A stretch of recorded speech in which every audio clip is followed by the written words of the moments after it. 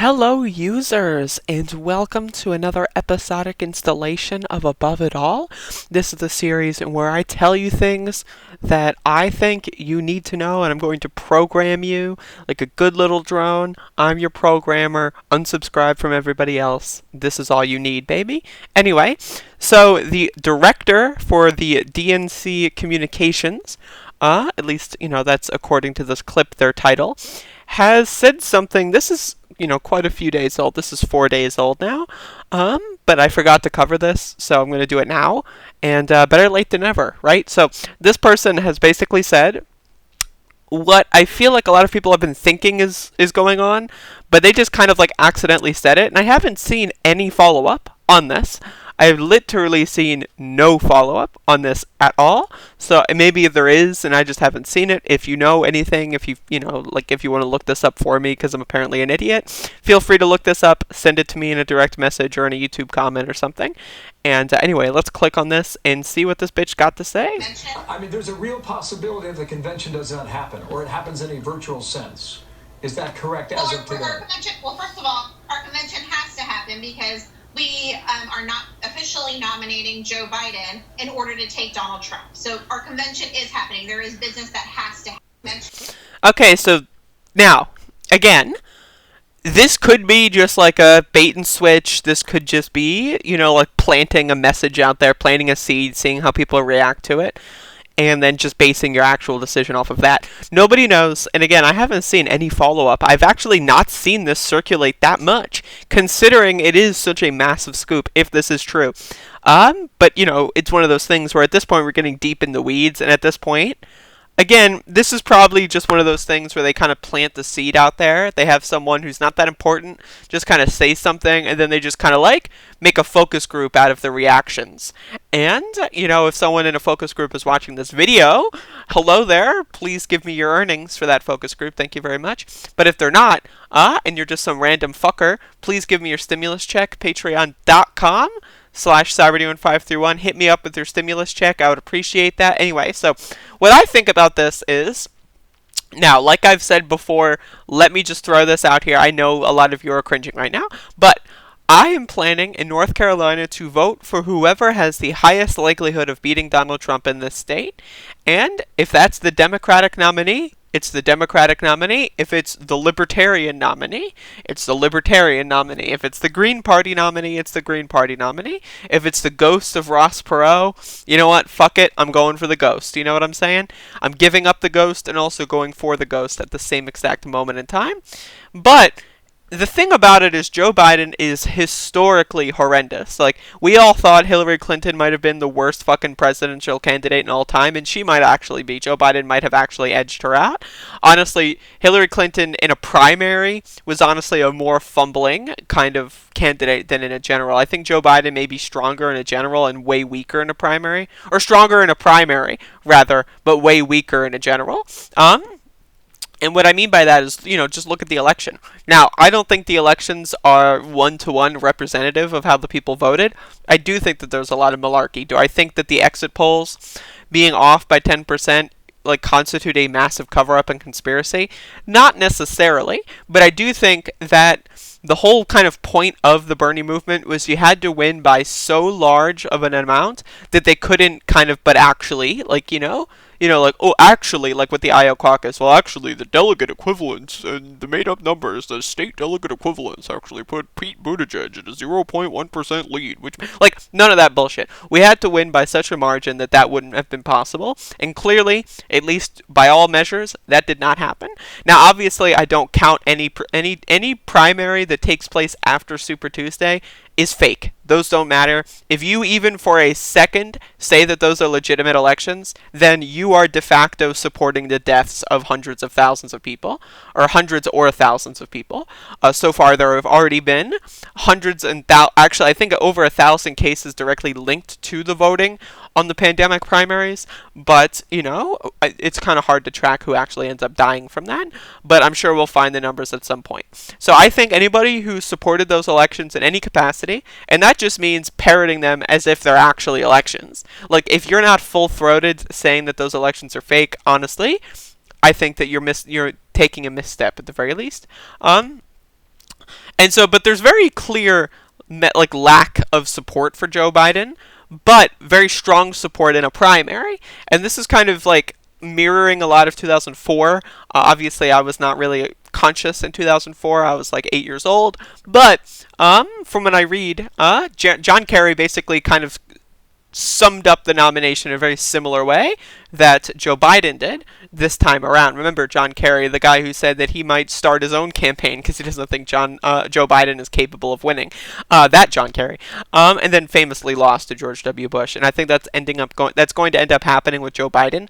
Now again, I will vote for whoever has the highest likelihood of beating Donald Trump. And I'm sorry if that makes me a cuck, like it does in a way. But I also don't want to die, and I want my family to not die. So like it's one of those things where they got me by the balls. You know what I'm saying? And that's what you have to understand about a lot of people, is a lot of people feel like they've just been gotten by the balls and that better things aren't possible, not because they don't want better things, but because they feel like if they try to get better things, they're going to be punished, and they'd rather just go with the sure thing. That's a lot of people I talked to in South Carolina when canvassing gave me that kind of message. I like Bernie, I really like Bernie, I like all of what he stands for, but I really want to beat Donald Trump, and I don't want to take any chances because, like, I want my children not to die, essentially. And you get this more from minority voters, and you get this more from older voters. And, being transgender, I kind of, echo that sentiment. I don't want to die. I will not do anything that can facilitate Donald Trump being reelected, as far as a ballot box is concerned. That being said, I do think switching Joe Biden out, as fundamentally undemocratic as that is, and as fundamentally problematic as that is, it is extremely problematic, I do think that if they did switch someone out, and if it is Andrew Cuomo, which people are saying that if it does happen, it would probably be Andrew Cuomo, I think that's a serious problem for the left, in that Andrew Cuomo is definitely more of a supervillain than Joe Biden. Now, I am super interested in a Joe Biden candidacy, mostly because Joe Biden does not have an ideology. He is very clearly just a bumbling buffoon who just wanted to be popular, and that's kind of what his entire legacy is. Like, he's always basically, compromising with people to get attention. Like, segregationists with busing, with the crime bill, with Social Security. He's always trying to get into that power move where he gets all the news articles about him. And it's very clear that he doesn't really have a fundamental ideology. So I think him being fundamentally cognitively impaired, not having a fundamental ideology, and surrounding himself with a bunch of evil morons, I do think that gives us more leverage and more, administrative persuasive abilities than someone like Andrew Cuomo, or someone with an active ideological agenda that is based in austerity. Now, I do think electorally, Joe Biden is a disaster. I think Joe Biden at this point is a high risk, high reward potential comparing to switching him out with someone like Andrew Cuomo. I think Andrew Cuomo is more of a genuine villain, than more along the lines of like Mike Bloomberg than he is in the Joe Biden, Nancy Pelosi camp. I do think that as long as the outside pressure does not let up, and as long as the fundamental campaign for righteousness and justice does not let up, I don't think it fundamentally matters who becomes president. But it's one of those things where if there's going to be a massive sleeping on the left, which is what a lot of people are worried about, like what happened with Obama, but obviously the movement wasn't expanded as much back then. But if that's going to happen, I'd rather have Joe Biden be the president than Andrew Cuomo. Someone without as much of an agenda, and someone with, who's basically asleep at the wheel. Again, I would much rather have that, because that just gives you more opportunity, and also less opportunity for dastardly things to go on. Now, I could be wrong. If you want to debate me on this, feel free to debate me.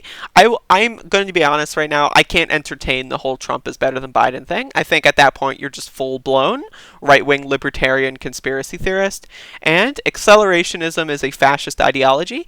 If you are willing to sacrifice all the people you purport to care about for the sake of a stronger, more united left in the ethereal timeline of the future that may or may not happen, then I'm sorry, but you're no different than a fascist. If you are voting for Donald Trump in any capacity, you are a fascist. Or at least you are enabling fascism to kill the people that you either claim to care about, or that you just, claim that you want to kill. Those are the fascists versus the accelerationist leftists, which I honestly, again, if you want to debate this, feel free to debate me. I get a lot of weird bizarro people that kind of like, I'm going to debate you in the YouTube comment section, and if you don't reply with an essay, then you're afraid of the debate. I literally will accept any debate challenges on my Discord, and I will talk to you for hours on end. I don't like YouTube comments. They're annoying. It's almost impossible to have a good debate because, like, comments are going to be like, 6 hours later, like reading them, they're formatted terribly. I'm sorry. If you're afraid of talking because you have like voice issues, that's fine. We can get into a Discord call where you don't talk and you can just type in the Discord chat while I talk. That's fine with me.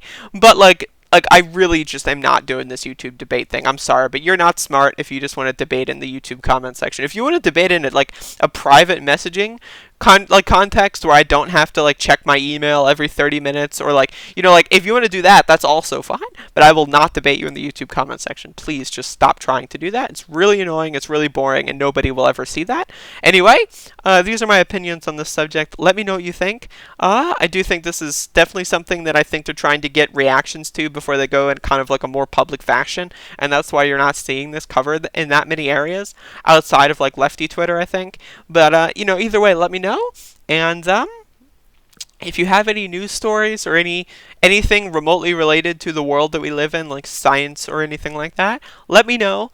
Send it my way, and maybe I'll talk about it. Maybe I won't. It really does depend on if I find it gripping enough. And I don't want it to seem like I'm like some ethereal, like unquestionable being that just has like an ideological agenda, then I only need to cover things that are based on my ideological agenda. I just cover things when if I look at them and I'm like, I can talk about that for 5 to 10 minutes. That's basically what I'm going to cover. If I have enough intelligence stockpiled up here to be able to ramble about something for 5 to 10 minutes, boom, I'm sold. So anyway, thank you for watching this video. Let me know what you think, and spread it, Spread the Patreon link, give me your money, give me your hard-earned wages, give me your stimulus check, and if you don't, then I'm going to vote for Donald Trump. So, sorry.